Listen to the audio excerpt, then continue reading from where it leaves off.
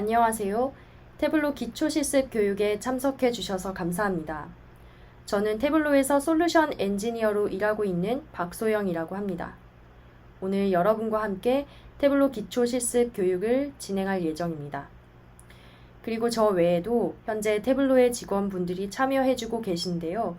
세미나를 진행하는 동안 궁금한 점이 있을 경우에 채팅창에 질문을 남겨주시면 직원분들이 친절하게 답변을 달아드릴 예정입니다. 그러면 오늘 학습 개요 먼저 알아보겠습니다. 본 교육은 태블로 도입을 검토하고 계시거나 도입을 하신 후에 처음 사용을 시작하는 분들을 위해 제공하고 있는 교육입니다. 대부분 실습을 통해서 함께 진행해 볼 예정이고요. 태블로 플랫폼 소개나 직접 실습이 어려운 부분에 대해서는 데모를 통해서 설명드리도록 하겠습니다. 주요 어젠다는 태블로와 그리고 태블로에서 이야기하고 있는 비주얼 애널리틱스에 대해서 소개할 거고요. 데모와 실습을 진행할 예정입니다. 실습에서는 태블로 데스크탑 제품을 사용할 예정인데요. 혹시 미리 다운로드를 받지 않으셨으면 제가 앞선 어젠다를 진행하는 동안 설치를 해주시기 바랍니다. 마지막으로 추가로 학습하실 수 있는 리소스를 안내해드리고 질의응답 시간을 갖고 마치도록 하겠습니다. 그러면 우선 태블로부터 설명하도록 하겠습니다. 태블로는 시각적 분석 도구로 잘 알려져 있는데요. 시각적 분석이 무엇인지 이해를 돕기 위한 간단한 샘플을 하나 준비를 했어요. 보고 계시는 화면에서 지금 구가 몇 개인지 한번 빠르게 세어볼 수 있을까요? 채팅창에 생각하시는 답안도 한번 공유해 주시기 바랍니다. 네, 8개라는 분도 있고요. 10개라는 분도 있고요. 다양한 답이 나오고 있습니다. 아무리 빠르게 세려고 해도 사실 짧은 시간에 정확하게 캐치하는 게 그렇게 쉽지는 않죠. 그런데 여기서 제가 숫자 9에만 색상을 한번 입혀서 표현을 해보도록 할게요. 크기도 한번 키워볼까요? 분명히 아까보다 훨씬 빠르게 몇 개인지 인지할 수 있다는 사실을 볼 수 있는데요. 답을 알려드리면 9는 현재 12개가 있습니다. 간단한 퀴즈를 통해서 시각적 분석이라는 개념을 보여드렸는데요. 이 개념을 풀어서 설명하면 시각적 인지 과정을 분석에 접목하는 것을 말합니다. 그리고 우리가 시각적인 분석을 하는 이유는 이를 통해서 데이터가 의미하는 바를 훨씬 쉽고 또 빠르고 효과적으로 파악할 수 있기 때문입니다. 또 다른 예시를 하나 더 준비해 봤는데요. 이번에는 저희가 실제로도 자주 접할 수 있는 형태의 데이터죠.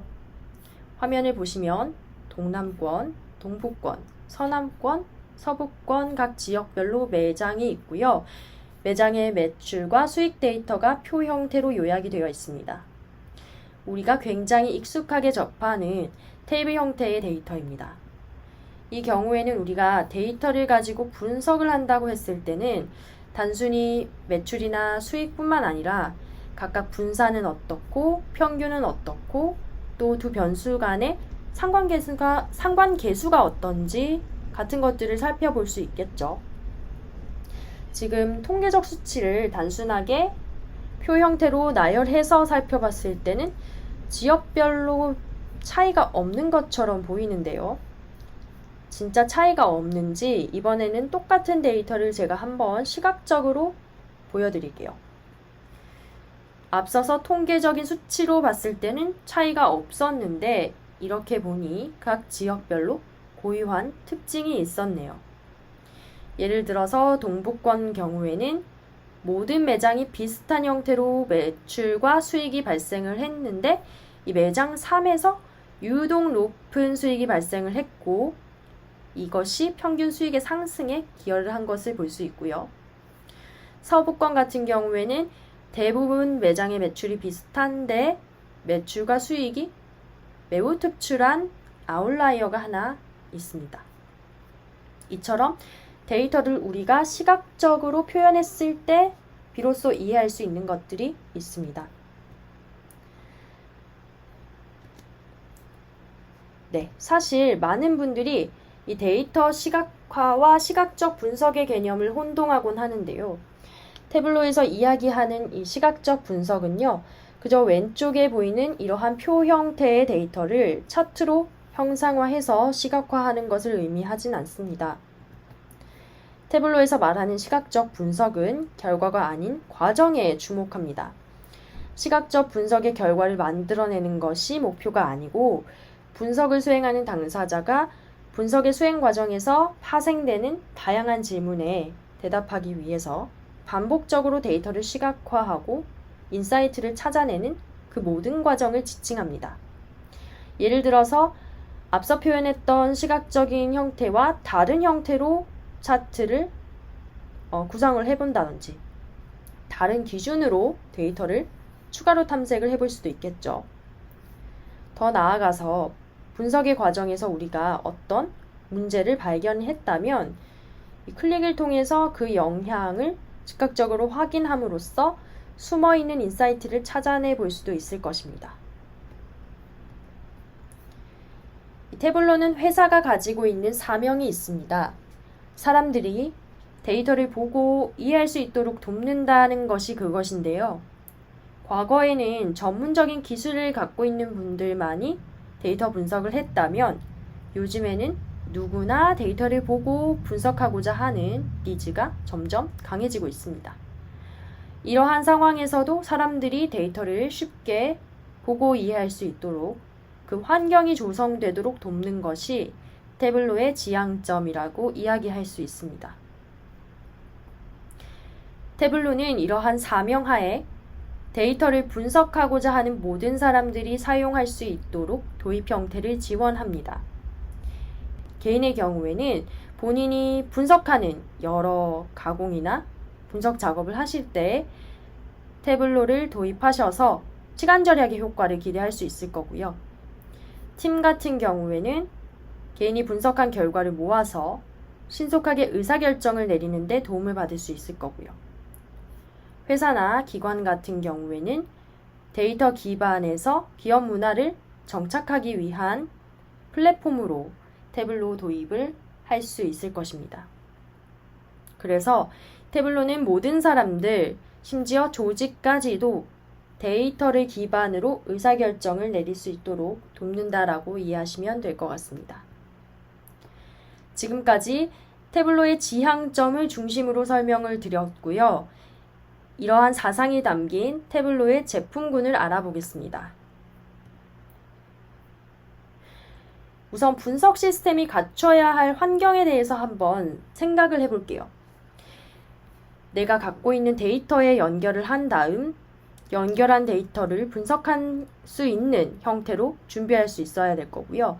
조직에 맞는 거버넌스도 만족을 시켜야 합니다. 이러한 거버넌스가 만족이 됐다면 그 안에서 컨텐츠 탐색을 한다든지 분석을 할 수 있는 환경이 제공되어야 하고요.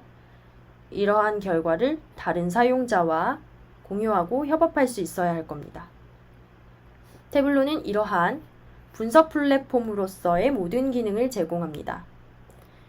이 태블로는 자체를 온프랩 환경에 설치하거나 클라우드 환경에 설치하실 수 있고요. 또는 태블로가 자체적으로 제공하는 클라우드 환경에서 바로 사용을 시작하실 수도 있습니다. 윈도우나 리눅스, 맥에 설치하셔서 사용하실 수 있고요. 사용자는 데스크탑, 브라우저, 모바일을 통해서 접근하실 수 있고 결과물 자체를 다른 시스템에 내장하셔서 보실 수도 있습니다. 이러한 환경을 위해서 이 확장성을 보장하는 API를 제공하고 있고요. 보안이나 내부 통제를 만족하는 기능들 또한 제공을 하고 있습니다. 태블로는 이러한 분석 플랫폼을 위해서 크게 3가지 제품을 제공합니다. 제일 먼저 데이터 준비 작업을 위해 태블로 프랩 빌더라는 제품이 있고요.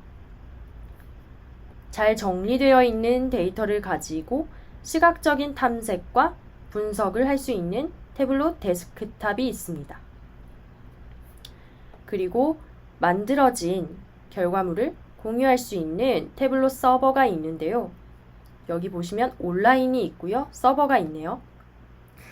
온라인은 태블로가 제공하는 클라우드 서비스를 이용하는 거고요. 서버는 사내에 있으신 온프렘이나 클라우드에 설치하셔서 사용하는 것입니다.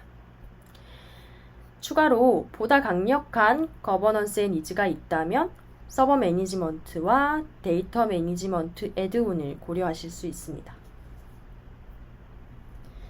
그리고 이 제품을 사용하기 위해서 크게 3가지 라이선스를 필요로 하는데요. 크리에이터, 익스플로러, 뷰어라는 라이선스가 있습니다.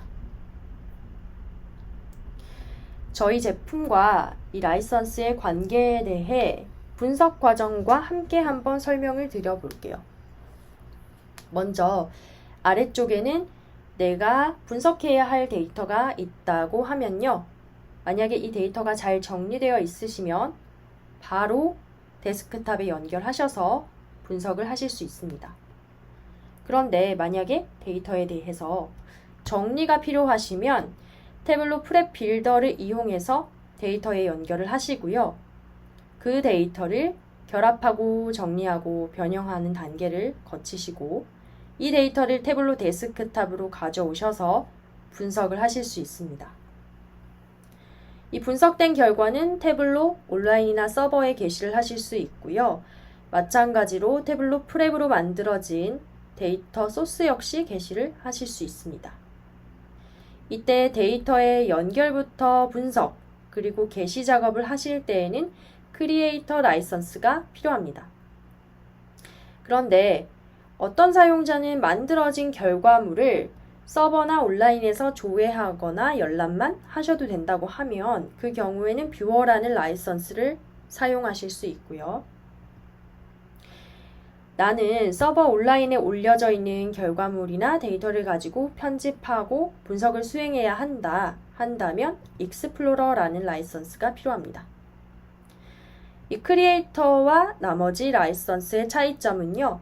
이 크리에이터 라이선스는 애플리케이션 기반으로서 내 노트북이나 PC에서 동작을 하는 형태이고요. 뷰어나 익스플로러는 웹이나 모바일에서 접속해서 사용하는 형태예요. 물론 크리에이터는 이 두 기능을 다 사용하실 수 있고요. 오늘 저희가 실습할 내용은요. 이 태블로 데스크탑을 이용해서 데이터의 연결과 시각적 분석을 해볼 예정이고요. 이 실습한 내용을 가지고 태블로 서버에 게시하는 과정은 데모로 보여드릴 예정입니다. 그러면 이제 실습을 한번 진행해 볼 텐데요. 이 실습을 하기에 앞서서 데이터를 먼저 살펴보도록 하겠습니다. 오늘 저희가 실습에 사용할 데이터는 가구, 사무기기, 사무용품을 판매하는 리테일 업체의 4개년도 매출 데이터이고요. 미리 안내해드린 엑셀 파일을 보면 크게 6개의 시트가 보이실 겁니다. 이 데이터 분석을 시작하기에 앞서서 시트 간의 관계를 살펴보고 적절한 형태로 어떻게 결합을 할지 한번 정의를 해볼게요. 먼저 매출 데이터인데요. 이 매출 데이터는 2017년부터 2020년까지의 데이터가 동일한 구조를 갖고 있지만 개별 시트로 지금 나누어져 있습니다. 이 데이터를 세로로 병합해 줄 수 있는 유니온 기능을 사용해서 오른쪽과 같이 결합을 해줄 거고요. 이렇게 합쳐진 4개 연도 데이터에 각 지역별로 누가 관리를 하고 있는지에 대한 정보를 옆으로 결합을 해줄 예정입니다. 마지막으로 주문 데이터에 반품 데이터까지 추가적으로 옆으로 결합하는 작업을 해보겠습니다. 실습 자체는 태블로 데스크탑 제품을 사용할 거고요. 실습 순서를 설명을 해드릴게요. 먼저 제공해드린 분석 데이터에 연결을 하신 다음에 어떤 제품의 실적이 좋고 나쁜지 매출 분석을 해볼 거고요. 그런 다음 어떤 수익성에 문제가 있다면 그것이 지역의 문제인지 지역별로 패턴이 있는지 한번 살펴볼게요. 그리고 수익성 문제가 있었다면 이게 과거부터 있었는지 아니면 최근에 발생한 일인지 시계열 분석을 통해서 알아볼 거고요. 이러한 시각화를 하나의 대시보드로 만들었을 때 또 다른 인사이트가 보이는지 대시보드를 한번 만들어 볼게요. 그럼 이제 태블로 데스크탑을 한번 실행해 보도록 하겠습니다. 여러분도 이 컴퓨터에 설치된 태블로 데스크탑을 실행해 주시기 바랍니다. 태블로 데스크탑을 실행하시면 이와 같은 화면을 처음에 만나시게 됩니다. 가장 오른쪽에는 무료로 보실 수 있는 교육이나 리소스에 대한 안내 링크가 있고요. 가운데에서 최근에 작업한 문서 목록을 보실 수 있습니다. 그리고 가장 왼쪽에 연결을 보시면 다양한 커넥터 목록이 있는데요. 먼저 태블로 서버 같은 경우에는 프랩 빌더나 데스크탑을 통해서 서버에 게시한 데이터를 가져올 수 있는 옵션이고요. 이 파일의 연결 유형에는 엑셀이나 텍스트 파일, 공간 파일과 같이 우리가 익숙하게 볼 수 있는 파일 유형이 있네요. 마지막으로 중앙에서 관리되는 서버의 데이터에 연결할 수 있도록 다양한 종류의 커넥터를 제공하고 있습니다. 이 자세히를 눌러서 살펴보면 상용 DBMS부터 클라우드 DB까지 다양한 커넥터를 보실 수 있고요. 만약에 여기서 지원을 하지 않는 데이터다. 그런 경우에는 이 하단에 있는 JDBC나 ODBC를 이용해서 데이터에 접속하실 수 있습니다. 오늘 실습에서는 엑셀 파일을 사용하기로 했었죠. 엑셀 파일을 선택하시고 배포해드렸던 2021년 테스트 드라이브 데이터를 가져와 볼게요. 데이터를 한번 엑셀에서 살펴보고 시작을 할게요.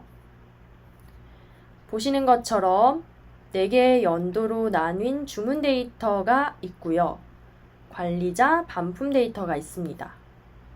이 주문 데이터에는 주문 정보, 배송 정보, 고객 정보, 어디에서 판매되었고, 무엇을 판매했고, 그리고 각각의 매출 수량, 할인율과 같은 매출과 관련한 숫자 데이터들이 포함이 되어 있네요. 다시 데스크탑으로 돌아와 주시고요. 엑셀로 연결을 하시고 나면 이렇게 왼쪽 상단에서 연결된 원본 데이터를 보실 수 있고요. 그 하단에 시트 정보를 보실 수 있습니다. 만약에 데이터베이스에 연결을 하셨으면 아래쪽에 스키마와 테이블이 나타나게 될 겁니다.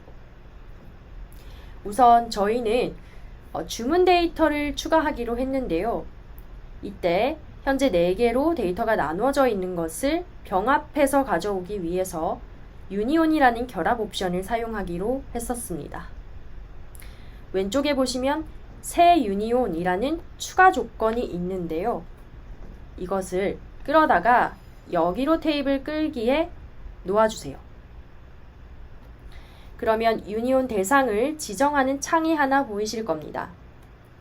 수동으로 추가할 수 있는 옵션과 자동으로 추가할 수 있는 옵션이 있습니다. 수동은 말 그대로 수동으로 끌어다가 놓는 방식이고요. 저희는 자동으로 한번 추가해 볼게요. 이 자동 옵션을 사용하시려면 유니온 하려는 대상 테이블이나 시트의 이름에 규칙이 있으셔야 됩니다. 오늘 실습 데이터 같은 경우에는 이름 규칙이 있죠. 주문 연도로 시작한 다음에 아래 대시 이하의 이름이 모두 동일하네요. 이런 경우에 와일드카드 옵션을 사용해서 한 번에 추가하실 수 있습니다. 그 방법은 동일하지 않은 부분에 대해서는 별표를 하나 입력해 주시고요. 동일한 부분에 대해서 주문 데이터라고 입력을 해주시면 됩니다. 이제 우리가 추가했던 이 가운데 영역에 유니온이 추가된 것을 보실 수 있습니다. 이 테이블의 이름을 변경을 한번 하고 갈게요. 아래 화살표 옵션을 선택하시고 이름 바꾸기를 하시고요. 주문이라고 입력하겠습니다. 이번에는 관리자 정보를 가로로 결합해 보도록 할게요. 이 관리자 데이터를 클릭한 상태에서요. 주문 데이터의 오른쪽에 이런 식으로 드래그를 해보시면 이렇게 두 테이블을 연결해주는 선이 하나 생기는데요. 태블로에서는 이를 관계라고 부르고 있습니다. 그 상태에서 놓아주시면 두 테이블 간의 관계가 생성이 됩니다. 이 자동으로 주문 데이터와 관리자 데이터를 어떤 기준 정보를 가지고 결합을 시켜줄지 나타나고요. 혹시 또 다른 기준 정보가 있다면 필드 추가를 이용해 줄 수 있겠죠. 닫기를 해주시고요. 마찬가지로 이 반품 데이터도 오른쪽으로 드래그를 하셔서 주문 데이터에 대해서 결합을 시켜주겠습니다. 이때 기준 정보는 주문 번호가 되는 것을 보실 수 있습니다. 여기까지 따라해 주시면 데이터의 준비는 모두 끝나게 되는데요. 사실 데스크탑에서는 알려드린 유니온이나 관계 결합 방식 외에도 조인이라는 또 다른 결합 방식이 있습니다. 이 부분은 따라하지 마시고요. 눈으로만 잠깐 한번 봐주시면 되겠습니다. 제가 앞서 보여드렸던 방법을 이번에는 유니온과 조인으로 실행하는 과정을 보여드릴 텐데요. 이때 이 유니온까지는 동일하게 생성이 된 상태고 이 두 가지는 붙이지 않았다고 한번 가정을 해볼게요. 추가한 이 주문이라는 유니온 테이블에서 한번 더블 클릭을 해보도록 하겠습니다. 그러면 창이 하나가 더 들어가게 됩니다. 그런 다음에 조인의 대상인 반품 데이터를 드래그해서 추가를 해보면 이번에는 벤 다이어그램 형태의 아이콘이 뜨게 되는데요. 이 아이콘을 클릭해보면 어떤 형태로 데이터를 결합할지 선택할 수 있는 옵션과 함께 동일하게 기준 정보를 추가하는 옵션이 있습니다. 이 반품 데이터는 주문 데이터의 일부만 포함을 하고 있기 때문에 이 왼쪽에 있는 주문 데이터를 모두 포함할 수 있는 왼쪽 조인을 사용하셔야 누락 없이 데이터를 결합할 수 있습니다. 보신 바와 같이 조인 옵션 같은 경우에는 테이블 간의 정확한 관계를 이해하시고 사용하셔야 합니다. 그런데 데이터 분석을 처음 시작하는 분들에게 이 데이터의 관계를 이해하는 것 자체가 허들이 될 수도 있겠죠. 이것을 더 쉽게 개선한 버전이 관계라고 보시면 될 것 같고요. 사실 과거 버전을 쓰고 계시는 분들은 이 관계라는 기능이 없고 조인만 기본적으로 보이게 될 거예요. 여기서는 관계를 사용해 보도록 할게요.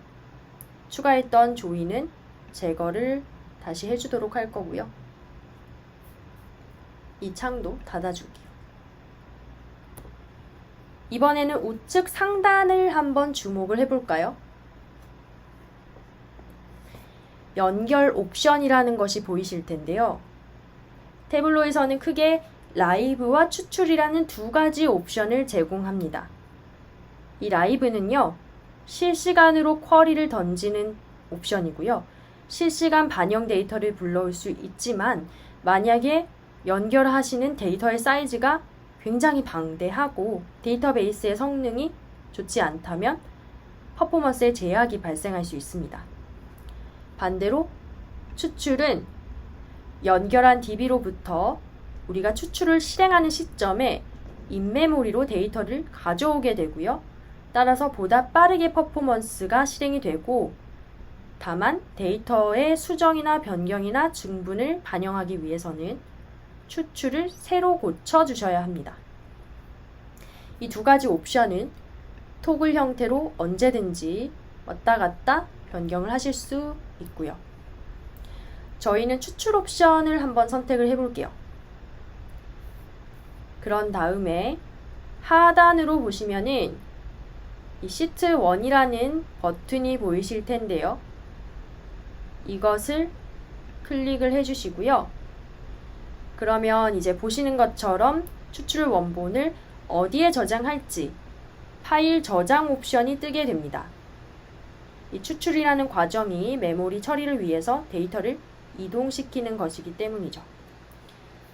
저장을 하시고 나면은 시트로 넘어가게 되고요.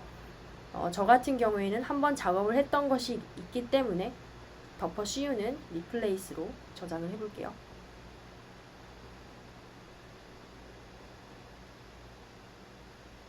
화면의 구성 먼저 살펴볼게요. 중앙에 보시면은 여기에 필드 놓기라고 된 부분이 있는데요. 제가 실습을 하는 동안에 뷰라고 이야기를 하면 이 부분을 생각해 주시면 됩니다. 뷰를 중심으로 열선반, 행선반, 페이지, 필터, 마크라는 선반들이 둘러싸고 있습니다. 그리고 좌측을 보시면 저희가 연결한 데이터에 존재하는 필드들이 모여 있는 걸 볼 수 있는데요. 여기를 데이터 패널이라고 부를게요. 현재 이 필드들이 데이터 원본에 테이블별로 묶여 있는데요. 이를 한번 재정렬해 보겠습니다. 데이터가 이 모여있는 상단에 보시면 검색창이 하나 있고요. 그 오른쪽에 아래 화살표 옵션이 하나 보이실 거예요. 이 옵션을 선택하신 다음에 폴더별 그룹화를 선택을 해주시면은 폴더링을 할 수 있는 구조로 바뀌게 됩니다. 그랬더니 모든 데이터가 테이블에 구분 없이 나열이 되기는 했는데 이 가운데에 구분선이 하나가 보이네요. 이 구분선을 기준으로 상단에 있는 데이터를 태블로에서는 차원이라고 부르고요. 이 차원은 문자, 시간, 날짜와 같이 분석의 기준이 되는 데이터를 말합니다. 반대로 구분선의 아래쪽을 측정값이라고 부르는데요. 매출, 수량, 할인율처럼 숫자 데이터로서 분석의 대상이 되는 데이터를 말합니다. 우선은 태블로가 자동으로 구분을 해주는 것을 볼 수 있고요. 경우에 따라서 이게 잘못 들어가 있을 수도 있습니다. 예를 들어서 고유 아이디가 현재 측정값에 있는데요. 이 고유 아이디는 숫자로 되어 있긴 하지만 이것을 우리가 더하거나 평균을 낸다고 해서 어떤 의미가 있는 것은 아니잖아요. 이런 경우에 이것을 잡아서 상단으로 드래그를 해주시면 차원으로 변경을 해서 사용하실 수 있습니다. 이제 폴더별로 사용을 하시게 되면 같은 분석 주제별로 데이터를 그룹화하실 수 있는데요. 예를 들어서 고객과 관련한 데이터들을 모두 선택을 하시고 복수 선택하실 때는 윈도우 기준으로 컨트롤 키를 선택해서 하시면 되고요. 이 필드에 마우스 오버 했을 때 뜨는 이 아래 화살표 옵션에서 폴더 만들기를 선택해 주시고 폴더 이름을 고객이라고 입력을 해주도록 하겠습니다. 이렇게 화면과 데이터 정의를 알아보고 간단한 정리도 해봤고요. 이제 진짜로 첫 번째 시각화를 시작해 보겠습니다. 우선 매출 필드를 클릭을 해주시고요. 이를 열선반에 드래그를 해서 올려보도록 하겠습니다. 그러면 태블로에서 매출이라는 필드를 자동으로 합계라는 기준으로 집계를 한 것을 보실 수 있고요. 여기서도 화살표를 한번 눌러보시면 이 측정 값을 합계가 아니라 평균이나 중앙값과 같은 다른 유형의 집계로 변경하실 수 있는 것도 보실 수 있습니다. 앞서 제가 측정값이라고 말한 데이터들은요. 이와 같이 선반에 추가를 하시면 기본적으로 태블로가 집계를 해서 보여주는 것을 알 수 있습니다. 그러면 이번에는 이 차원을 패널 선반에 한번 추가를 해보도록 하겠습니다. 이 차원 중에서 제품 W라고 제품에 대한 카테고리 정보가 있는데요. 이 차원을 행선반에 드래그를 해서 올려볼게요. 그러면 앞서 전체 매출의 합을 보여주던 것이 차원별로 쪼개진 것을 확인할 수 있습니다. 이번에는 수익을 한번 함께 살펴보도록 하겠습니다. 이 수익이라는 필드를 잡아서 이번에는 막대 차트가 형성되어 있는 뷰에 이 가운데 영역에 드래그를 해서 가져와 보세요. 그러면 이처럼 표현 방식이라는 게 보이는데요. 이 표현 방식이라는 것은 태블로가 추천하는 시각화라고 생각을 하시면 됩니다. 이렇게 표현 방식이 뜬 상태에서 드랍을 해주세요. 그러면 우리가 가져다 놓은 이 수익이라는 필드가 어디에 위치해 있는지 한번 찾아볼까요? 우리는 분명히 이 가운데에다가 가져다 놓았는데요. 이 수익이라는 색상이 마크의 이 색상이라는 선반에 들어가 있음을 볼 수 있습니다. 태블로에서 추천하는 이 시각화 형태가 현재 막대의 크기가 매출을 나타내고 있을 때 막대의 색상은 수익을 나타내는 것이 가장 적합하다고 판단을 한 것이죠. 이 막대가 지금 현재 제품 카테고리에 가나다 순으로 정렬이 되어 있는데요. 이것을 매출 기준으로 한번 재정렬을 해볼까요? 상단의 툴바를 보시면 몇 가지 아이콘이 있는데요. 여기에 매출의 합계별로 내림차순 정렬할 수 있는 버튼이 있습니다. 이것을 한번 클릭을 해보시고요. 결과를 한번 살펴보시면 이 사무기기와 가구는 거의 비슷하게 매출이 발생을 했는데 이 사무기기의 수익성이 훨씬 높음을 볼 수 있습니다. 지금까지 간단하게 시각화를 한번 구성을 해봤고요. 여기서 잠깐 이 태블로가 어떤 식으로 작동하는지 살펴보고 넘어가겠습니다. 먼저 처음에 저희는 이 매출이라는 필드를 열선반에 드래그해서 올렸었죠. 그랬더니 그 값이 가로로 표현되는 것을 확인할 수 있었습니다. 그런 다음에 이 제품 W 필드를 행선반에 추가를 했는데요. 제품 W의 하위 항목이 세로로 나열되는 것을 볼 수 있었습니다. 여기서 열선반과 행선반의 역할을 짐작할 수 있는데요. 각각 가로로 나타낼지 세로로 나타낼지를 결정하는 역할을 합니다. 그러면 지금처럼 가로로 길게 나타나는 막대 차트가 아니라 세로로 긴 막대 차트도 만들 수 있겠죠. 이 각 필드의 위치를 드래그해서 옮겨 주시면 되고요. 지금처럼 수동으로 옮길 수도 있지만 이 상단 툴바의 아이콘을 보시면 행과 열을 바꿀 수 있는 아이콘이 있습니다.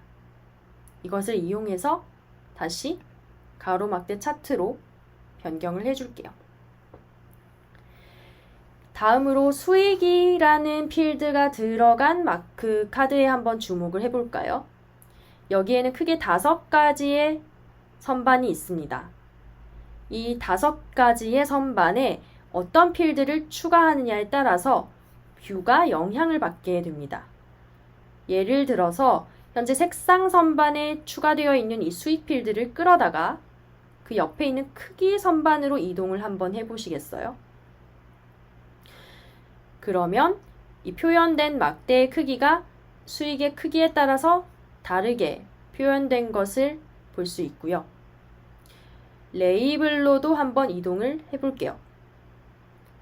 이 레이블 같은 경우에는 표현된 마크에 텍스트로 보여줄 값을 의미합니다. 여기서 마크라는 것은 우리가 표현한 시각적 형태의 가장 작은 값, 이 막대 하나하나가 마크에 해당을 할 거고요. 이 막대의 마크 끝에 수익의 크기가 텍스트 형태로 표시가 되었죠. 이 수익을 이번에는 세부 정보로 가져다 놔 보겠습니다. 세부 정보에서는 아무런 영향이 나타나지 않는데요. 이 세부 정보는 뭔가 값은 필요하지만 시각화에는 그것을 포함시키고 싶지 않다 할 때 사용할 수 있다. 이 정도로만 우선 알고 계시면 될 것 같습니다. 마지막으로 도구 설명이 있는데요.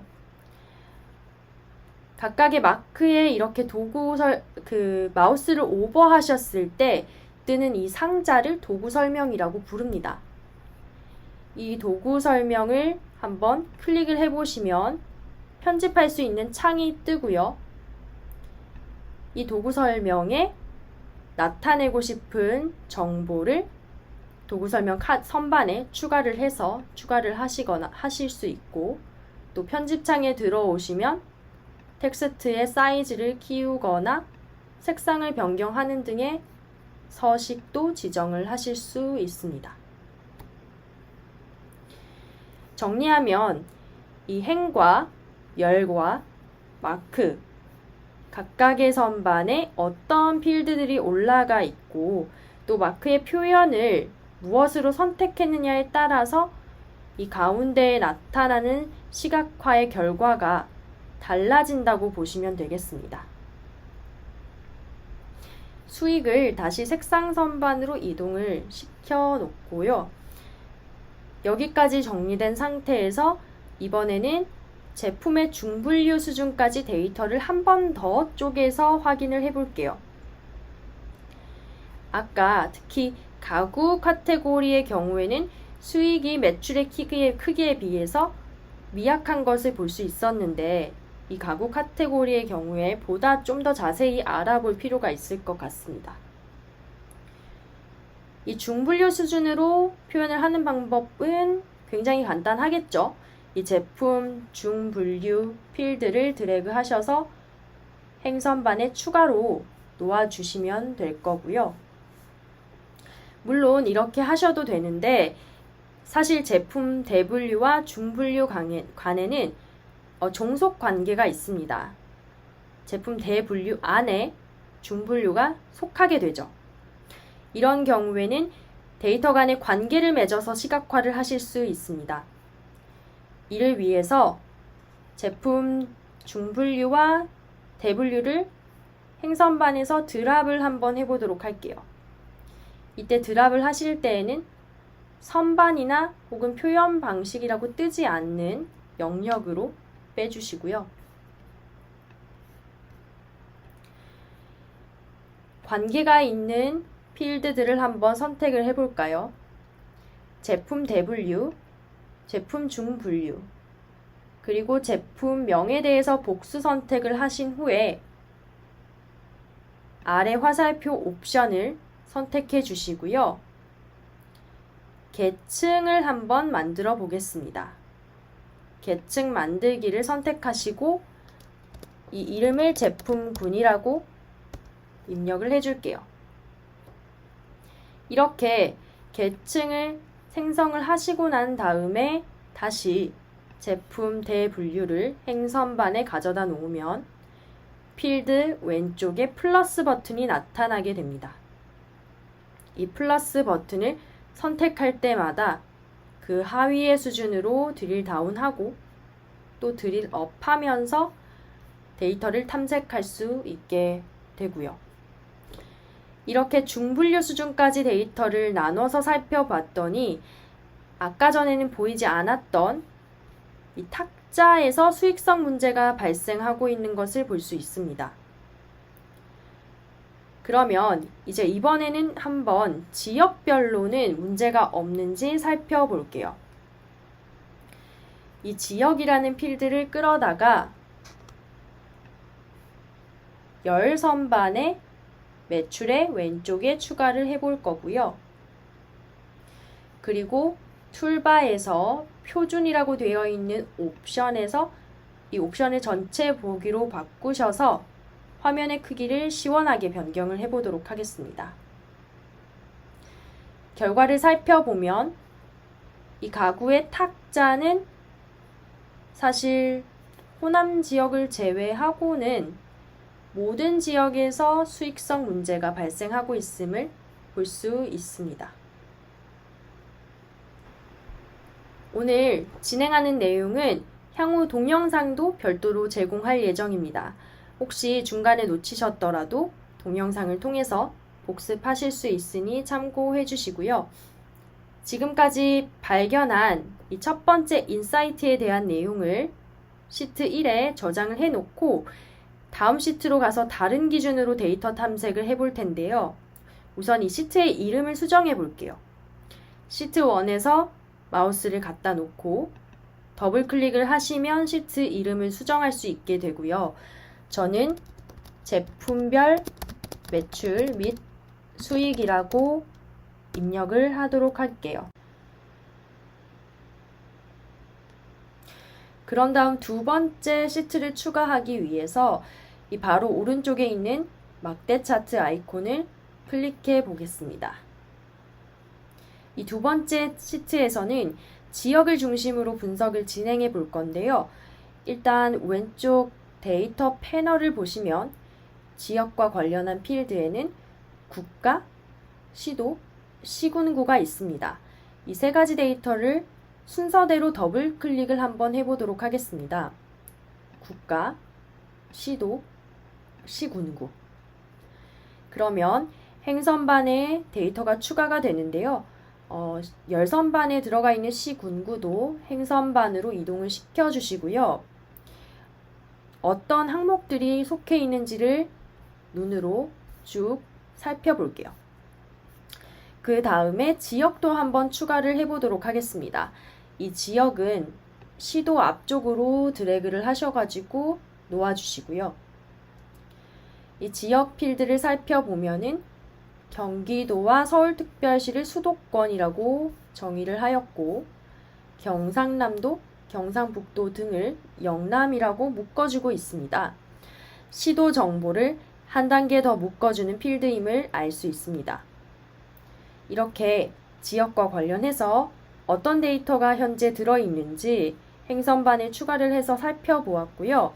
이 추가한 내용을 툴바에 있는 시트 지우기 아이콘을 이용해서 다시 한번 지워보도록 하겠습니다.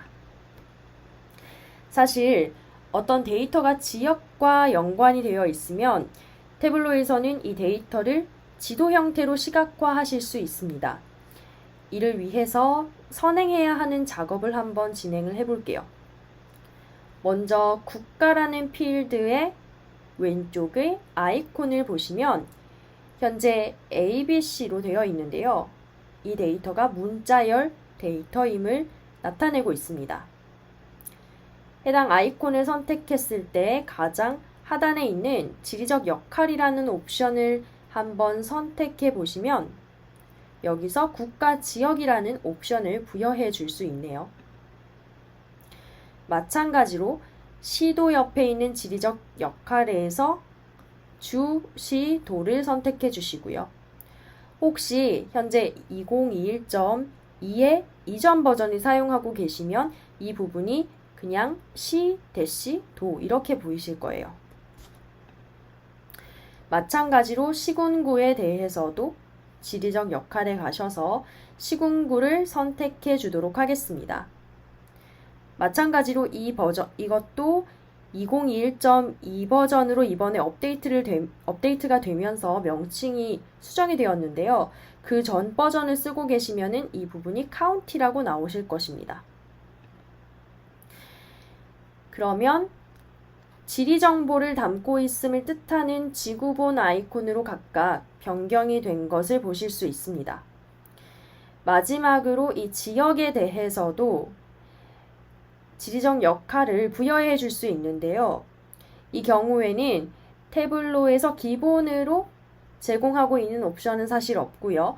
다만 이 만들기 원본에 가셔서 이 시도를 선택해 주시면 이 지역에 대한 정보가 시도의 묶음이기 때문에 이 두 가지를 묶어주면서 이렇게 계층 구조가 자동으로 생성이 됩니다. 생성된 계층 구조에 나머지 시군구와 국가도 한번 포함을 해보도록 할게요. 이 시군구를 끌어다가 시도 아래쪽에 놓아주시고 국가는 지역 위쪽에 놓아줄게요. 그런 다음에 아까처럼 이 국가를 더블 클릭해 주겠습니다. 그랬더니 아까와는 다르게 이 지리적 역할을 부여했더니 지도 위에 시각화가 구현된 것을 볼 수 있네요. 이 국가 왼쪽에 있는 플러스 버튼을 선택해서 더 자세한 수준으로 데이터를 쪼개서 차례대로 표현을 해볼 수 있겠죠. 시군구 수준까지 지리적 정보를 나누어서 표현을 하였고요. 이제 우리가 궁금했던 질문을 던져보도록 하겠습니다. 이 수익 문제를 보기 앞서서 먼저 매출이 어떤 지역에서 가장 많이 발생하고 있는지 살펴보겠습니다. 이 측정값에 있는 매출을 드래그하여서 색상에 가져다 놓아 보겠습니다. 그러면 이 매출의 크기에 따라서 색상의 진하기가 다르게 나타나게 되고요. 이를 통해서 경기도 안양이나 울산 남구가 매출이 높음을 볼 수 있습니다. 매출을 간단히 살펴보았고요. 수익을 함께 살펴보기 위해서는 어떻게 표현을 할 수 있을까요? 앞서서 색상 선반에 추가했던 이 매출을 이번에는 크기로 이동을 시켜주시고요. 그러면 매출의 크기에 따라서 원의 크기가 다르게 나타나는 것을 볼 수 있습니다. 그런 다음에 이 수익을 드래그해서 색상 선반에 놓아 보도록 할게요. 이제 매출은 크기로 나타나고 색상이 수익을 표현하는 형태가 됩니다. 크기가 너무 이제 구분이 안 되니까 이 크기 선반을 한번 선택하신 다음에 크기를 조금 조정을 해주시고요. 색상 같은 경우에도 눌러보시면 속성을 변경할 수 있는데요. 이 색상 편집을 선택하시면 색상표를 원하는 것으로 변경해 보실 수 있습니다. 그리고 색상 편집 창에 다시 가시면 불투명도를 조정할 수 있는 옵션도 있습니다. 지금 지역별로 마크가 겹쳐져 있는 것이 많아서 명확하게 구분을 하기가 어려운데요. 이럴 때는 불투명도를 좀 낮춰주시면 가시성을 개선하실 수 있거든요. 저는 60% 정도로 조정을 해줄게요. 대신에 이 테두리를 추가를 해서 희미해진 경계선을 구분을 해주겠습니다. 여기까지 표현을 하게 되면 지금 저희가 보고 있는 내용은 모든 제품에 대한 매출과 수익을 나타내게 되는데요. 앞선 시트에서 저희는 탁자 카테고리에 특히 문제가 있음을 발견을 했었습니다. 그렇기 때문에 지금 보고 있는 이 시트를 이번에는 탁자에 대한 것으로 데이터를 필터링해서 한번 확인해 보도록 할게요. 이를 위해서는 이 제품 중분류를 드래그하여서 필터 선반에 추가를 해주시면 되는데요. 차원에 존재하는 항목들이 선택할 수 있는 목록으로 나타나게 됩니다. 여기서 탁자만 선택하시고 확인 버튼을 눌러주세요.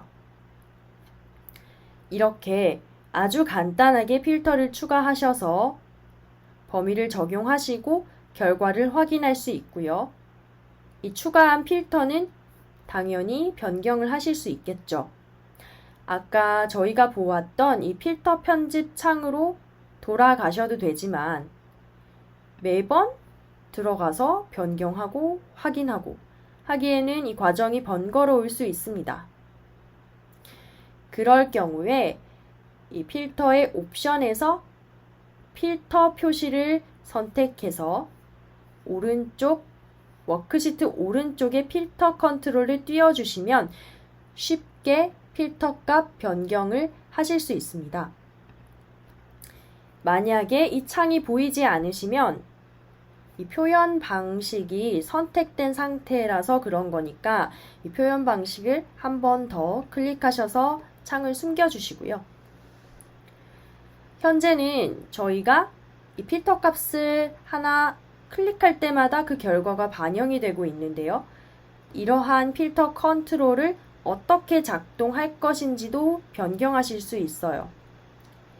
예를 들어서 이 필터 컨트롤에 있는 옵션을 클릭하셨을 때 나타나는 여러 가지 옵션 중에서 단일값 목록을 선택하시면 한 번에 하나만 선택할 수 있는 형태로 동작이 됩니다. 이 탁자 기준으로 변경을 해놓고 보았더니 대부분의 지역에서 수익성 문제가 있음을 볼 수 있고요.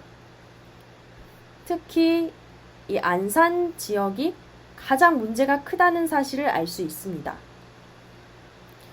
이렇게 우리가 데이터를 시각적으로 적합하게 표현을 하면 문제를 빠르게 캐치를 할 수 있습니다. 하지만 문제를 인지했다고 하더라도 그 문제의 근본이 되는 원인을 찾아가기 위해서는 또 다른 추가적인 데이터 탐색이 필요할 수도 있는데요. 태블로에는 이를 도와주는 데이터 설명이라는 기능이 있습니다. 예를 들어서 지금 가장 문제가 컸던 이 안산 지역을 선택해 보시면 뜨는 창 안에 이 전구 모양으로 생긴 아이콘이 있는데요. 이 버튼을 한번 선택해 볼게요. 이 데이터 설명이라는 기능은 해당 데이터에서 왜 이러한 문제가 발생했는지 그 원인이 될 수 있는 설명을 AI 기반으로 자동으로 추천해주는 기능이고요. 지금 2021.2 버전 이하를 사용하고 계신다면은 마크를 선택하셨을 때 가운데에 이 팝업 형태로 창이 하나 나타나고 계실 거고요. 저희가 지금 실습하고 있는 2021.2 버전부터는 이 오른쪽에 패널이 열리는 형태로 약간 UI 변화가 생겼습니다. 어찌되었든 제한되고 있는 내용을 한번 살펴보면은 이 매출에 대한 설명과 수익에 대한 설명이 각각 제공이 되고 있고요. 저희가 관심이 있는 수익을 선택해 보시면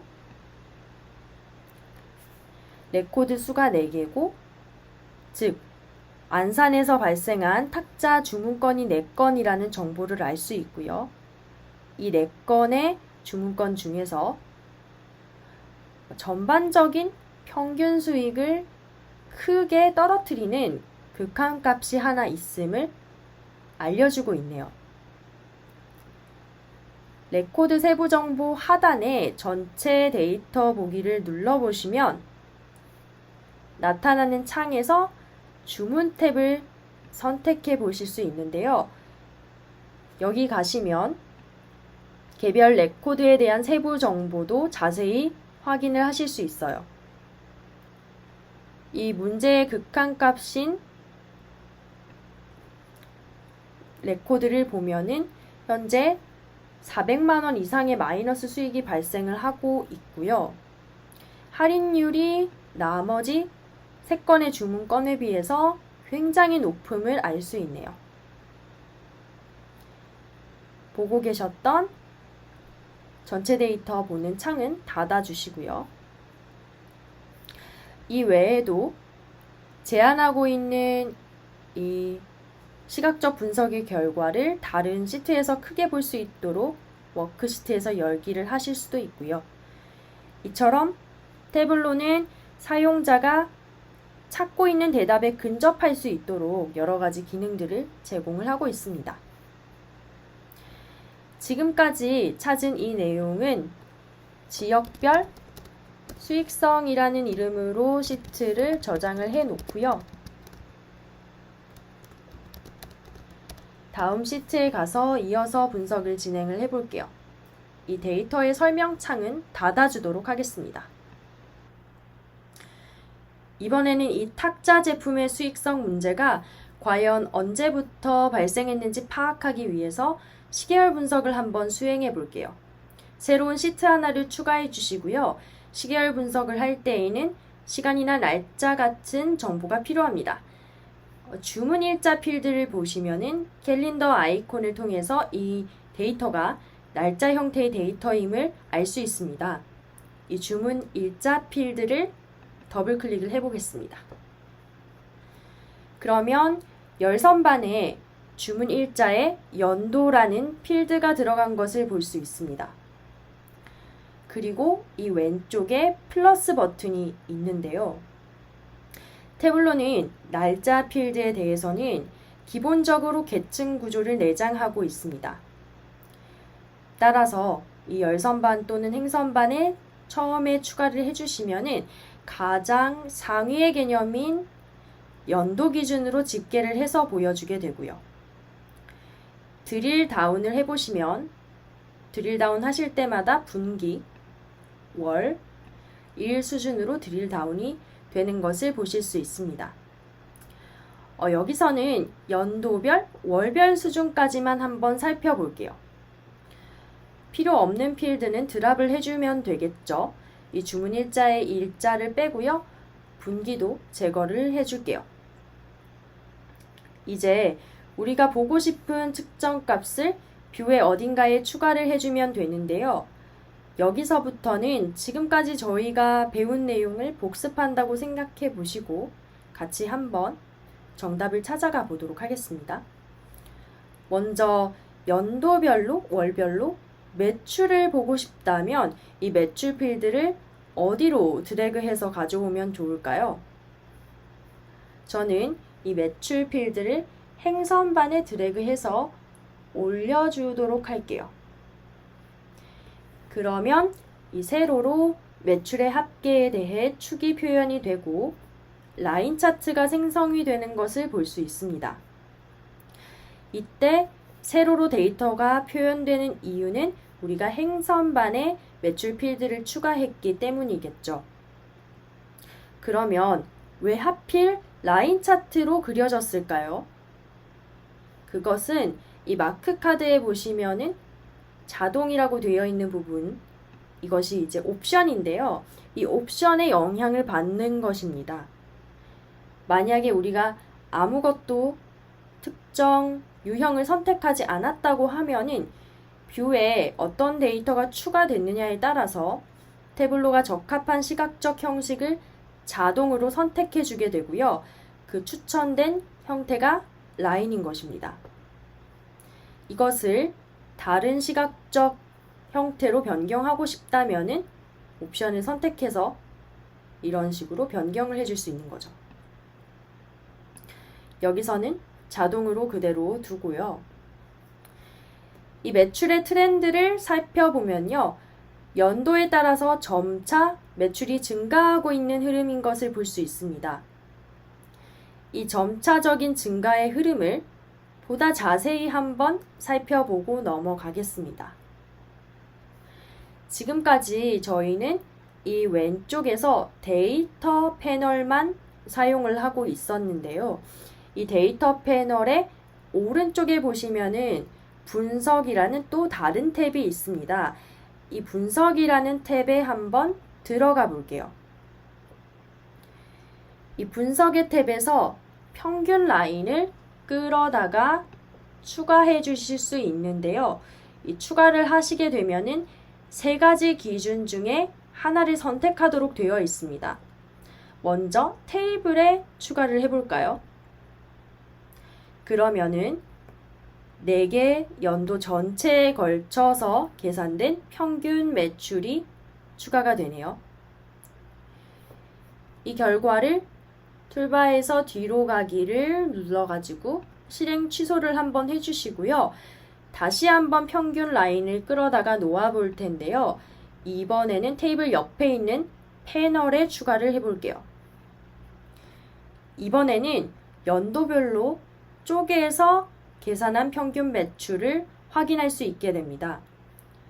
이 연도별 평균 매출을 통해서 이 점진적으로 연도별로 점차 매출이 증가하고 있음을 더 명확하게 알 수 있네요. 분석 탭에서는 이 외에도 추세선을 추가한다든지 예측을 추가한다든지와 같은 추가적인 분석을 수행하실 수 있어요. 뒤로 가기를 눌러서 추가했던 모든 분석을 제거를 해주도록 하겠습니다. 다시 뷰를 한번 살펴볼게요. 이 현재 열선반에는 주문 일자의 연도와 월이 나란히 나열이 되어 있는데요. 만약에 우리가 이 주문 일자의 연도 필드를 행선반으로 이동을 시키면은 표현이 어떻게 달라질까요? 가로축은 월별로 나열이 되어 있지만 이 세로축이 연도별로 나누어지면서 표현이 되는 것을 볼 수 있습니다. 이 연도를 이번에는 색상 선반으로 이동을 시켜볼게요.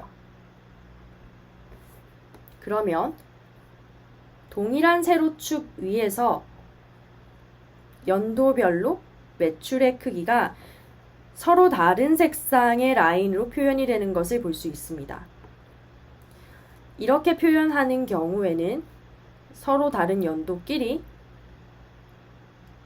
서로 다른 연도의 동월끼리 이 매출의 트렌드를 쉽게 비교할 수 있겠죠. 이처럼 개별 선반에 어떻게 필드를 추가하느냐에 따라서 시각적 표현의 결과가 굉장히 달라지게 됩니다. 다시 이 색상 선반에 들어갔던 연도를 주문 일자의 월 왼쪽에 돌려 놔 주시고요. 우리가 찾고 있었던 질문을 이어가 보면 우선 매출은 안정적으로 증가하고 있다는 사실을 확인을 했죠. 그렇다면 수익은 어떨까요? 이 데이터 패널로 돌아가서 이번에는 수익 필드를 행선반에 추가로 드래그를 해서 올려주세요. 행선반에 올려주시면 매출과 수익에 대해서 각각의 축이 표현이 되는 것을 볼 수 있고요. 제가 뒤로 가기를 눌렀다가 동일한 과정을 다시 한번 보여드릴 텐데요. 이때 이 마크 카드가 어떻게 달라지는지 유심히 한번 봐주시기 바랍니다. 수익을 다시 한번 추가를 해볼게요. 차이를 확인을 하셨을까요? 행선반에 이 매출이라는 측정값 하나만 존재했을 때는 이 마크의 카드가 하나였는데 수익을 추가했더니 마크가 2개로 늘어났습니다. 이 마크는 각각 매출에 대한 마크와 수익에 대한 마크이고요. 이 개별 마크에 대해서 각각 표현의 형태를 다르게 만들 수 있습니다. 예를 들어 매출은 라인 차트로 나타내지만 수익에 대해서는 나는 영역 차트로 보고 싶어. 이런 표현이 가능한 거죠. 이처럼 태블로에서는 각각의 측정값에 따라서 이 마크가 독립적으로 작용을 하기 때문에 이 개별 마크의 선반에 어떤 필드를 올리느냐에 따라서 다채롭게 시각적인 표현을 하실 수 있어요. 이 보시는 것처럼 우리가 수익을 확인해 봤을 때 지금 월별 수익이 나타나고 있는데요. 그것보다는 연도별 누적 수익을 확인하는 것이 우리의 질문에 대답하기에 좀 더 적합해 보입니다. 현재 행선반에 추가된 수익의 합계 필드에서 아래 화살표 옵션을 선택해 보시면요. 퀵테이블 계산이라는 옵션을 보실 수 있습니다. 이 퀵테이블 계산은 시각화를 하실 때 자주 사용하는 함수가 모여있는 일종의 숏컷이라고 생각하시면 될 것 같고요. 누계, 차이, 구성 비율, 순위, 성장률 같은 것들이 있죠. 저는 수익의 누계를 계산하기 위해서 누계를 한번 선택해 볼게요. 그러면 이 수익의 합계 필드에 대해서 이 삼각형 표시가 뜨는 것을 볼 수 있고요. 이것은 이 필드에 현재 테이블 계산이 적용되어 있음을 알려주는 것입니다. 그런데 우리가 원하는 누계의 기준이 무엇이었는지 다시 한번 짚어볼게요. 저희는 연도별로 끊어서 누계를 계산하고 싶었는데요. 지금 계산된 누계는 최초의 월부터 최근의 월까지 쭉 이어서 누계를 하고 있는 것을 볼 수 있습니다. 이를 연도별 누적 수익으로 변경하기 위해서는 지금 테이블 계산이 적용된 수익의 필드를 한 번 더 선택을 해보시면 다음을 사용하여 계산이라는 옵션이 추가로 보이게 되는데요. 여기서 어떤 기준으로 이 계산을 수행할 것인지를 선택해 주실 수 있습니다. 현재는 테이블 옆으로 기준이 선택된 상태인데요. 이 경우에는 뷰에 존재하는 전체를 범위로 계산을 수행하게 되네요. 그 아래에 있는 패널, 이 패널은 그보다 작은 구간이라고 보시면 되는데요. 이 경우에는 주문 일자의 연도가 이에 해당하겠죠. 패널 옆으로를 선택을 해주시면은 연도별로 누적 수익을 나눠서 계산을 수행할 수 있게 되는 거죠. 이처럼 테이블 계산을 사용하실 때는 반드시 이 계산을 수행하는 범위가 내가 의도한 것과 동일한지 확인을 꼭 해주시면 좋을 것 같습니다. 이렇게 시계열 분석까지 수행을 해보았고요. 지금까지 만들어 본 내용을 하나의 화면에 모아서 한번 살펴볼게요. 그 전에 이 시트를 시계열 분석이라는 이름으로 저장을 하도록 하겠습니다. 이 새로운 워크시트 추가 버튼 옆에 보시면은 바둑판 모양의 아이콘이 있습니다. 이 아이콘을 선택해서 새로운 대시보드를 작성하는 화면으로 넘어오도록 하겠고요. 그러면 이제 왼쪽에는 데이터가 아니라 저희가 지금까지 작성했던 워크시트 목록이 뜨게 됩니다. 그리고 이 대시보드의 사이즈를 조정할 수 있는 옵션이 있는데요. 이것을 현재 화면의 크기에 맞도록 자동으로 리사이즈 해주는 자동 옵션으로 변경을 해주세요. 그런 다음 워크시트를 한번 차례로 추가를 해보도록 할게요. 먼저 제품별 매출 및 수익 워크시트를 드래그 하셔서 가운데로 가져와 주시고요. 다음으로 작성했던 이 지역별 수익성 워크시트를 드래그해서 놓아볼게요. 이때 마우스 위치를 어떻게 이동시키느냐에 따라서 워크시트 어디에 배치할지 그 영역이 달라지게 됩니다. 저는 좀 전에 추가했던 제품별 매출 및 수익 워크시트 오른쪽에 놓아주도록 하겠습니다. 마지막으로 시계열 분석 워크시트는 아래쪽에 한번 배치해 보겠습니다. 저희가 워크시트를 추가함에 따라서 각 워크시트에 존재했던 색상 범위라든지 필터 같은 것들이 자동으로 함께 추가되는 것을 볼 수 있는데요.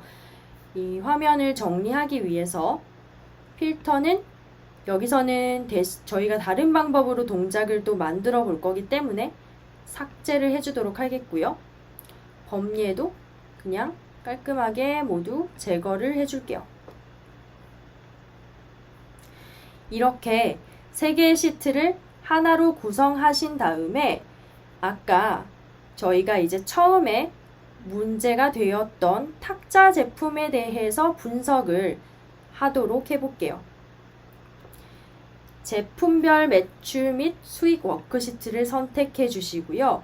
이 활성화된 회색 영역을 보시면 깔때기 모양으로 생긴 아이콘이 있는데요. 이 필터로 사용이라는 아이콘을 한번 활성화 시켜 줄게요. 그런 다음에 우리가 궁금한 이 탁자 제품을 눌러보시면 다른 모든 워크시트가 탁자에 대한 내용으로 필터링 돼서 나타나는 것을 볼 수 있습니다. 그 결과를 살펴보면 이 탁자 제품의 수익 문제는 과거부터 지속적으로 나타나고 있고 특히 최근 들어서 악화되고 있음을 알 수 있네요. 이 마찬가지로 가장 문제가 되었던 안산 지역을 알아보기 위해서 이 지역별 수익성에 대해서도 필터를 활성화해 주시고요. 문제가 되었던 지역을 선택을 해보시면은 해당 지역에서 어떤 일이 있었는지를 볼 수 있는데 안산 지역 같은 경우에 2020년 말에 특히나 나쁜, 악화된 수익이 나타나고 있음을 알 수 있네요. 지금까지 보여드린 과정이 이 태블로에서 시각적 분석을 수행하는 과정입니다. 각 워크시트에서 저희는 하나하나 시각화하면서 질문을 던졌고요. 해당 질문과 연관한 질문을 던지면서 반복적으로 시각적인 탐색을 수행해 보았죠. 그런 다음 각각 구현한 결과를 대시보드에서 조합을 해서 인터랙션을 만든 다음에 이를 통해 숨겨진 인사이트를 발견할 수 있는지도 살펴보았습니다. 적용했던 필터를 한 번에 한 번 해제를 해볼게요. ESC 키를 눌러주시면 됩니다. 지금까지 긴 시간 동안 실습을 함께 진행을 해보았고요. 이어서 대시보드까지 작성한 결과를 서버에 게시하는 과정을 데모로 보여드리겠습니다. 먼저 서버에서 다룰 내용을 한번 살펴보면요. 우선 지금까지 저희가 작성한 이 결과를 다른 사람들도 볼 수 있게끔 서버에 게시해 보겠습니다. 그런 다음 아침마다 해당 내용을 이메일로 받아볼 수 있게 구독을 한번 설정해 볼게요. 마지막으로 웹 브라우저에서 추가로 나만의 데이터 분석을 해보겠습니다.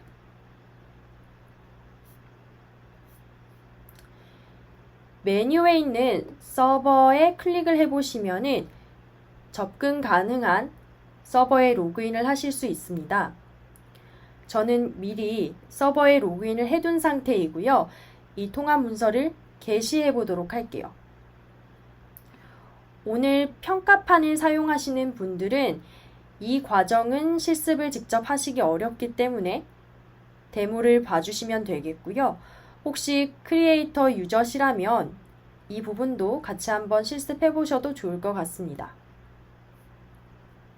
제 이름으로 된 폴더를 선택하고 이 문서의 이름을 수익성 분석으로 할게요. 그리고 하단에 보시면 이 세로 고침 일정을 설정할 수 있게 되어 있습니다. 데이터를 추출해서 사용하는 경우에 데이터를 갱신해 줄 필요가 있음을 앞서서 말씀을 드렸었죠. 이렇게 서버에 통합 문서를 게시하실 때 연결된 데이터 원본에 대한 세로 고침 일정을 함께 설정을 해 주실 수 있습니다. 물론 서버에서 별도로 설정을 하실 수도 있습니다. 저는 여기서는 세로 고침 일정을 없음으로 할 거고요. 시트는 대시보드만 선택해 주도록 할게요. 그리고 데이터 원본에 대해서도 이 게시의 유형을 선택할 수 있도록 되어 있는데요. 먼저 통합 문서의 내장됨은 말 그대로 이 통합 문서의 데이터를 함께 묶어서 게시하는 것이라고 보시면 됩니다. 별도로 게시 옵션은 지금 내가 사용한 데이터 자체를 통합 문서에 묶어서 저장하는 게 아니라 별도로 분리해서 게시하는 거라고 생각하시면 됩니다. 두 가지의 차이점은 통합 문서에 내장되는 옵션은 연결한 데이터를 이 통합 문서에서만 사용할 수 있는 거고요. 별도로 게시를 하시게 되면 내가 만든 데이터까지도 서버에 게시가 되기 때문에 해당 데이터에 다른 사용자들이 연결을 하셔서 자기만의 분석을 또 하실 수 있게 됩니다. 저는 여기서 별도로 게시 옵션을 사용해서 게시하도록 할게요. 그러면 뷰를 게시하고 있다는 설명이 뜨게 되고요. 조금 기다려 보도록 하겠습니다.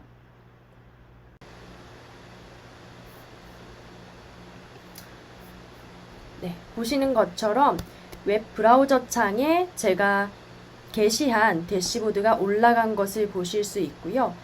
이 수익성 대시보드를 선택해서 들어가 보면은 제가 대시보드에서 만들어 놓았던 화면 그대로 볼 수 있고 적용했던 필터 역시 그대로 작동하는 것을 확인하실 수 있습니다. 이 서버에서 어떤 작업들을 추가로 할 수 있는지 살펴보겠습니다. 우선 데이터 세부 정보 먼저 살펴보면은 먼저 이 대시보드를 최근에 얼마나 보았는지에 대한 간단한 통계 정보도 있고요. 연결된 데이터 원본에 대한 정보를 보실 수 있습니다. 특히 데이터 원본 같은 경우에는 어떤 DB에서 가져왔고 언제 마지막으로 업데이트가 되었고 어떤 필드를 현재 사용해서 이 대시보드를 구성했는지 같은 정보를 확인할 수 있습니다. 이 뷰 원본은 나만의 뷰를 저장해서 설정할 수 있는 기능입니다. 그리고 알림 같은 경우에는 예를 들어서 내가 매출에 대해서 알림을 받아보고 싶다. 그러실 때 사용할 수 있는데요. 예를 들어 이 매출에 대해서 만들기를 선택을 한 다음에 이 매출이 1억을 넘을 때 최대 1시간 간격으로 누구에게 알람을 보낼 거다 같은 것들을 설정을 하실 수 있는 거죠. 그리고 구독 같은 경우에는 대시보드를 보아야 하는 관련 있는 사람들이나 그룹 등을 설정하셔서 해당 대시보드에 대한 이메일을 설정한 시간에 받아볼 수 있도록 하는 기능입니다. 그리고 공유 기능 같은 경우에는 대시보드를 게시를 하시면 이 게시된 각각의 뷰에 대해서 고유한 링크가 생성이 되게 되는데요.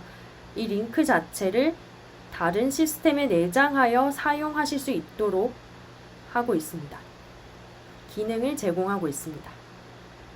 여기 아래쪽에 나오는 내장 코드를 복사를 하시면 자바스크립트 형태의 코드가 복사가 되고요. 그것을 이용하실 수도 있습니다. 그리고 다운로드를 눌러보시면 보고 계신 이 대시보드를 이미지로 받을 건지 워크시트에 대해 데이터를 받을 것인지 크로스탭, PDF, 파워포인트 그리고 다시 데스크탑으로 내려받아서 여실 수 있는 통합 문서로 다운로드 받으실 수 있도록 옵션을 제공하고 있습니다. 그리고 편집이라는 기능이 있는데요. 이 편집 같은 경우에는 웹 브라우저 기반에서 데스크탑의 분석 기능을 사용할 수 있도록 제공이 되고 있습니다.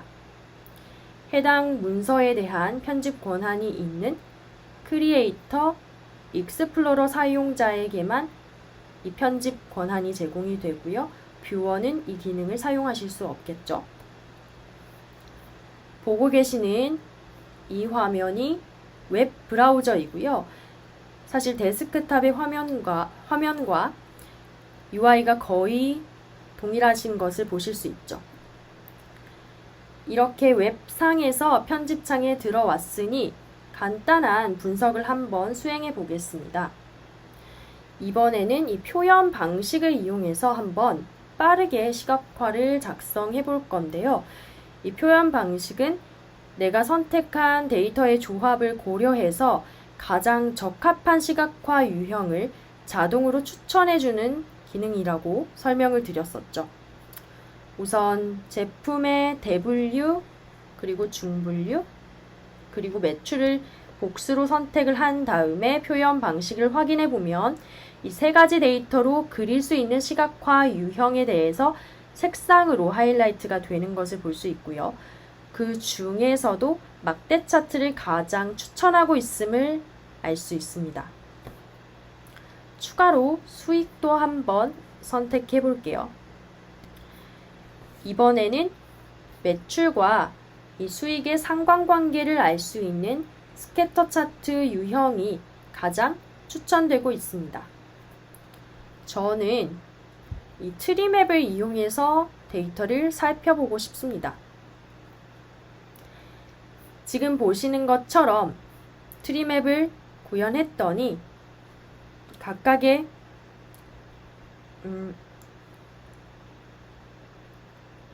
지금 보시는 것처럼 크기는 매출, 그리고 색상은 수익을 나타내는 트리맵 차트가 구현이 되었고요. 이 마크의 옵션을 제가 원으로 한번 변경을 해볼게요. 그러면 이번에는 버블 차트 형태로 시각적 형태가 변경이 되네요. 텍스트 형태로도 한번 시각화를 해볼게요. 그랬더니 이번에는 워드 클라우드 형태로 표현이 됩니다. 지금은 제품의 대분류, 중분류가 모두 표현이 되고 있는데 대분류는 드랍을 하고 중분류만 기준으로 워드 클라우드로 표현을 해서 살펴볼 수도 있겠죠. 앞서 설명을 드렸던 것처럼 이 각각의 선반과 마크의 유형을 어떻게 선택하느냐에 따라서 사실 이 표현 방식에 제공하고 있는 형태를 사실 이 표현 방식 이상의 다양한 시각화가 가능한 것입니다.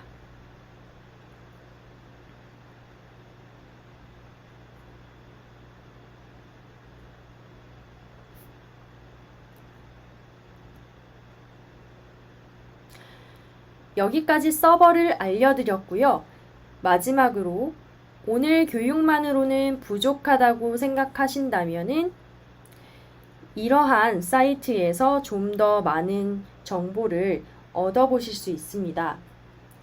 태블로 홈페이지에 가시면 스스로 학습하실 수 있도록 상당히 많은 자료들이 올라가 있고요.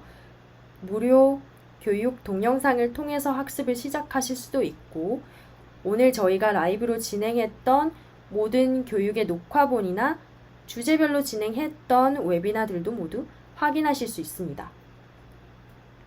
그리고 사용하시면서 질문이 생기실 때 태블로를 사용하는 국내 사용자들끼리 정보를 주고받는 태블로 한국 사용자 그룹이 있는데요.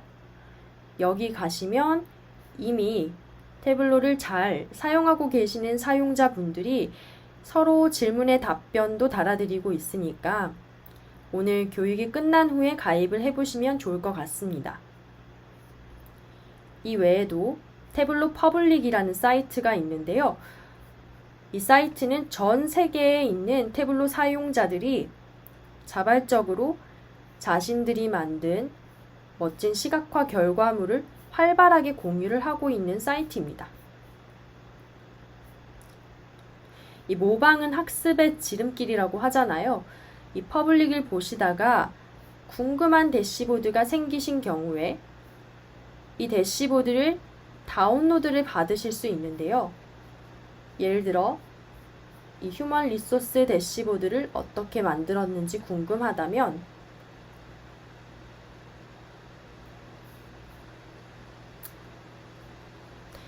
다운로드를 태블로 워크북으로 내려받으셔서 통합 문서로 열어보실 수 있어요.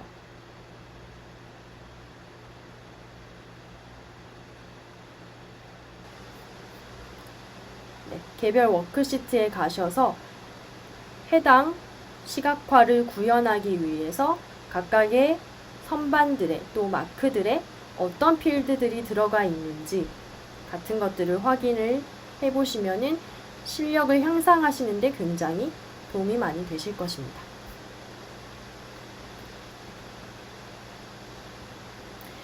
오늘 교육은 여기서 마치도록 하겠고요. 혹시 추가적인 질문이 있으시면 대화창에 남겨주시면 답변을 달아드리도록 하겠습니다. 긴 시간 교육을 듣느라 수고하셨습니다. 감사합니다.